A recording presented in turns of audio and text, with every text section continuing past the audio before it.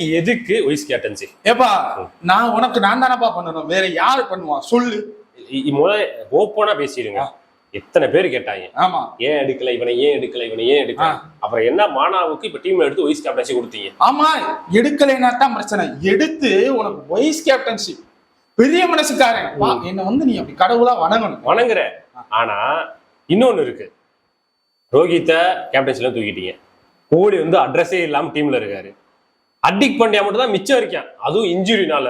பும்ராவை காணோம். இவ்வளவு கேவலமான விஷயம் நான் பண்ணதுனால என்ன அடிப்பாங்க, மானாவளியா கேட்பாங்க.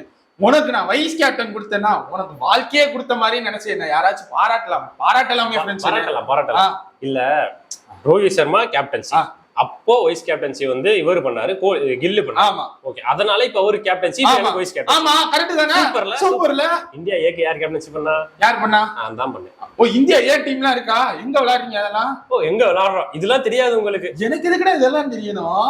சரி, ஓகே. இப்ப எனக்கு வைஸ் கேப்டன்சி வேண்டாமா? தன்னடக்கம். இதுக்காகவே பிளேயர் கேப்டன், இன்னொரு கேப்டன் ஏதாச்சும் ஆயிக்கப்பா. எனக்கு 3 ஃபார்மேட் விளையாட விடுங்க. 3 ஃபார்மேட்டா? அப்ப வைஸ் கேப்டன் வேண்டாம்.